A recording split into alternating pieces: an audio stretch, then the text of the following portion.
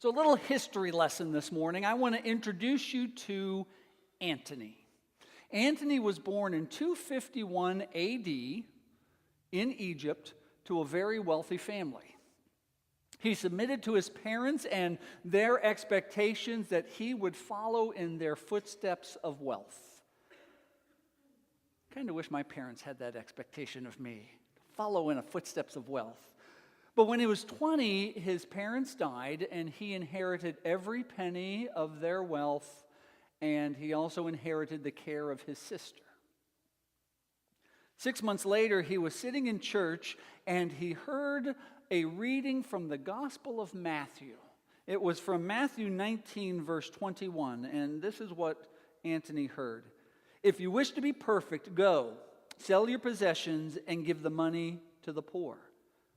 Well, Antony believed those words were meant especially for him, and so he immediately did what Jesus instructed. He left the church that day. He sold all of his possessions, and he gave away all of his money to the poor. He sent his sister to live in the care of nuns, and he attached himself to a disciplined Christian community that was kind of on the fringe of his town in Egypt. And later, he isolated himself in the desert. Now, occasionally people would come out to the desert to seek his advice and his counsel. I share this history about him because I came across a quote of his that I just found quite interesting. He said, "A time is coming when men will go mad, and when they see someone who is not mad, they will attack him saying, 'You are mad, you are not like us.'" Maybe it was a prophecy. Well, needless to say, the people of Antony's day definitely thought he was mad because he gave up everything to go live in the desert. But he was in good company. People thought Jesus was mad. You just have to look at what his followers wrote about him. I mean, these are the people who hung around with him for 3 years, Matthew, Mark, Luke, and John, and they wrote that Jesus' family tried to take custody of him. His brothers didn't believe in him. The villagers said he was insane and demon-possessed. Boyhood friends in Nazareth tried to have him killed. The religious experts said he was a glutton and a drunkard, and he partied with sinners. Many of his closest supporters eventually stopped following him. At the end of a 3-year public ministry, political pundits complained that he told people not to pay their taxes, and so he was executed. Jesus was definitely different, and people thought he was mad. Well, over the last few weeks, as we have explored the word "through" and how God is with us through different times in our lives, we've been following the ministry of Jesus as it was told to us by his follower named Mark. We've witnessed in the last few weeks that Jesus taught with authority. He exorcised unclean spirits. He healed the sick. He calmed the sea and the winds. He raised a child from the dead, and he spent deliberate time teaching his disciples. In a word, he's been amazing. So following all of this, Jesus chooses to return to his hometown, to the people who he grew up with, the people who know who he is and believe they know what he can and cannot do. So listen and follow along as Mark describes what happened in Jesus' hometown. Jesus left that place and came to his hometown, and his disciples followed him. On the Sabbath, he began to teach in the synagogue, and many who heard him were astounded. They said, "Where did this man get all this? What is this wisdom that has been given to him? What deeds of power are being done by his hands? Is not this the carpenter, the son of Mary and brother of James and Joseph and Judas and Simon? And are not his sisters here with us?" And they took offense at him. Then Jesus said to them, "Prophets are not without honor except in their hometown and among their own kin and in their own house." And he could do no deed of power there, except that he laid his hands on a few sick people and cured them. and he was amazed at their unbelief. Then he went about among the villages teaching. I love that one sentence Mark puts in, and he was amazed at their unbelief. Maybe it was just really hard for them to imagine that somebody that they thought was just ordinary little Jesus could possibly make good. I mean, have you ever returned to your hometown, and it doesn't matter what age you are the age that everyone remembers you to be when you left? I remember in college, I would go to visit my grandparents. They lived about an hour away from where I was going to school, and I went to visit them because my grandmother was a really good cook, and she would do my laundry. And they were my grandparents. And they would take me to church with them on Sundays, and I remember one year, I had a full beard. I was in a play, and I needed a full beard, and all of these women from my parents, or from my grandparents' church, where my mother grew up, came up to me and said to me what every 21-year-old young man wants to hear: "You look just like your mom." And I would respond, "Oh, did my mother have a beard too?"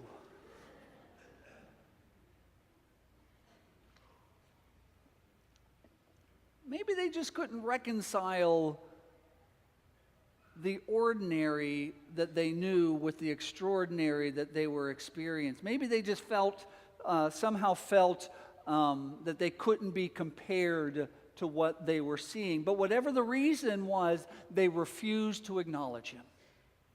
And this somehow seems to limit Jesus' power. Now, I find this a little bit troubling. He could do no deed of power there. I find this troubling because I've always been taught to think that God doesn't need us, that God isn't inhibited by our faith or lack thereof. I mean, one of our central beliefs in the Christian community is that we are justified by grace through faith, which means God is the one who justifies, who makes us right by God's grace, not by anything we can do. And that our faith is really just an awareness of and a trust in what God had already done. So this idea that Jesus couldn't do anything because of the people's unbelief just is a little jarring to me.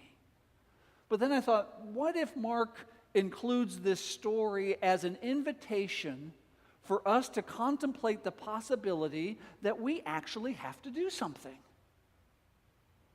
What if Mark includes this story as a reminder that we have an important role to play in the manifestation of God's kingdom on earth? What if Mark includes this story as a reminder that we have a part in making God's will known in this world?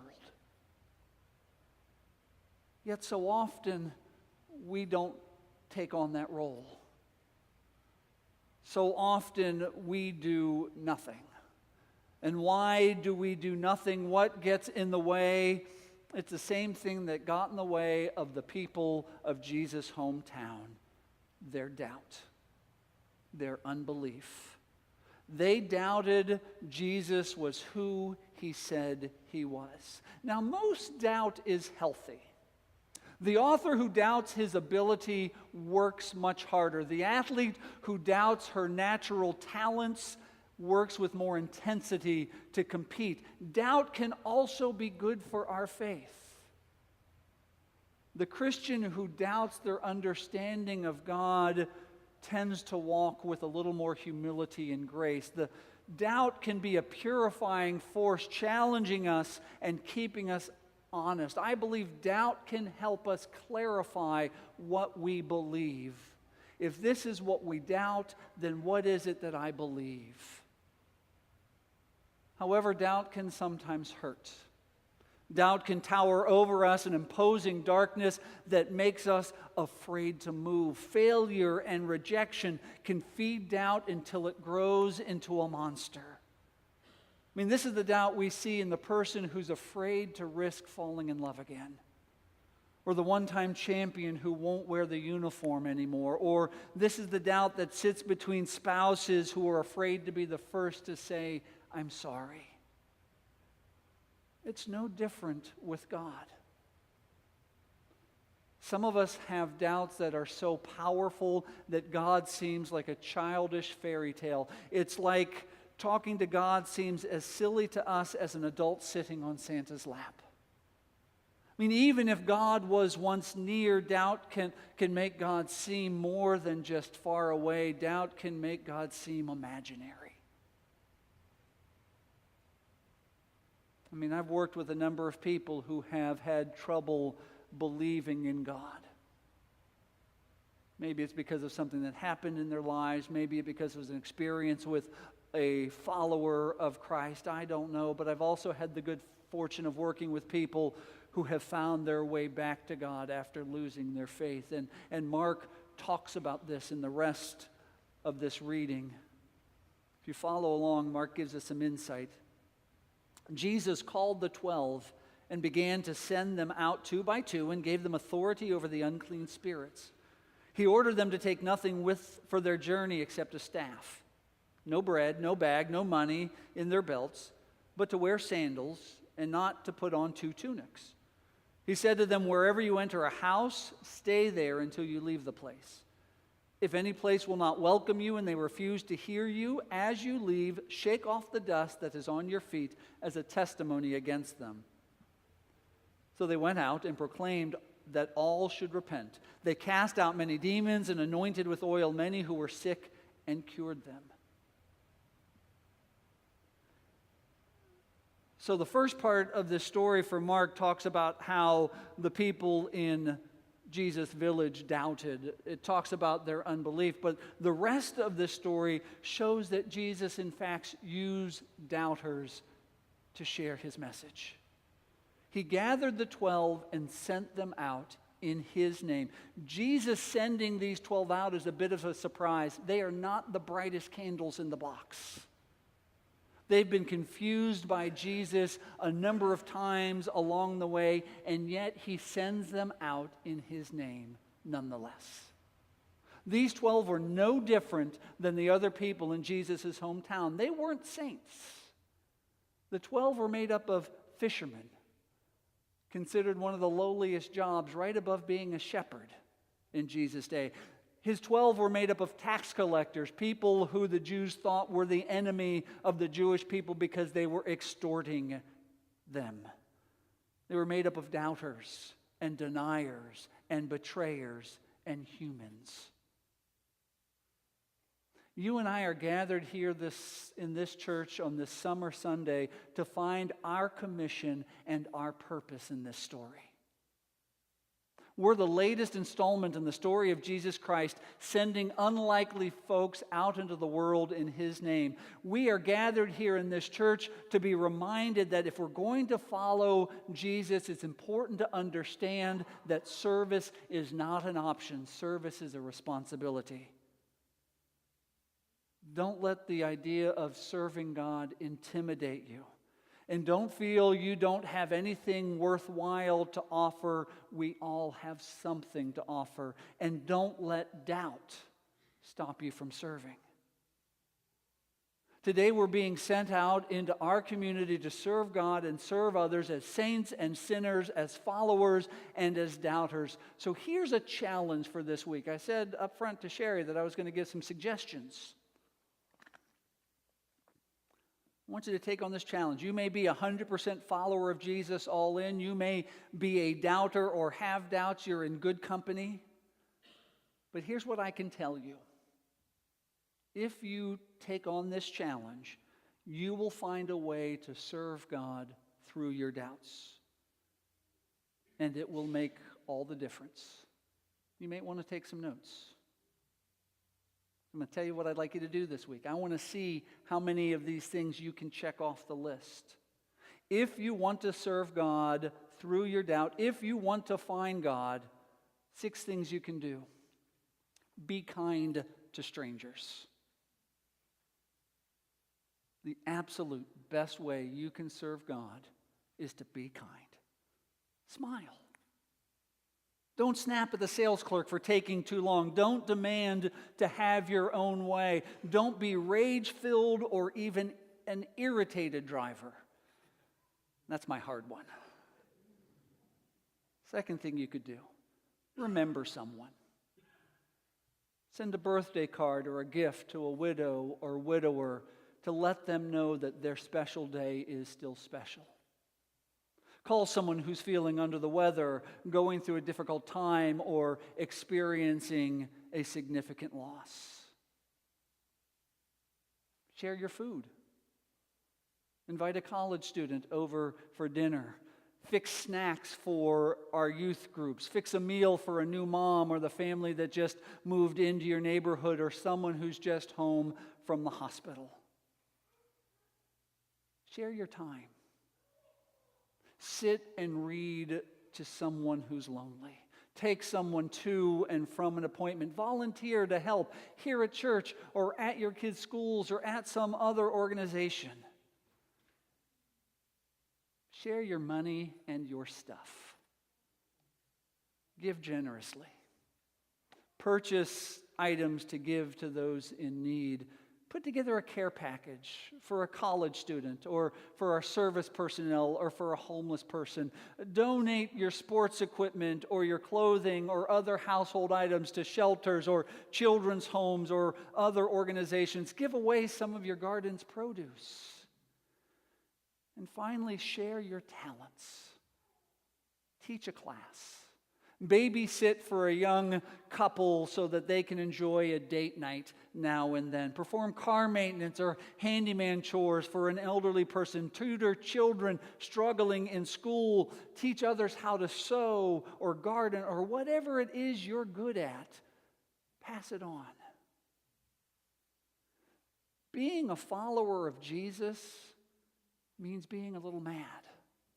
It means being a little different. It means being unlike other people. You see, our culture teaches us that we are self-fabricated and autonomous, that our lives are ours to live as we please, that we are captains of our fate, masters of our souls, authors of our own stories. But Jesus tells us something completely different. Jesus tells us that if we truly want to find ourselves, we should serve others. Now, for those of us who've been raised in the church, this is easy to believe, no questions asked. But if you're new to this or just have questions or maybe even doubts, you're not alone. As I said, some of Jesus' own followers had a difficult time believing in him too, so there's no pressure. But if you're looking for God in your doubt, I believe God can be found in the work of faith. Feeding the hungry, serving the poor, visiting the sick, helping others. I know God the most when I share God's love with others. I believe we are the means of God's grace. We are the voice of his message. We are the healing of his hands. We are God's ambassadors. I have learned that God is found when we put our words into action. God is waiting for us on the other side of our consistent practices of helping others. God can be found even in our doubt. Let us pray.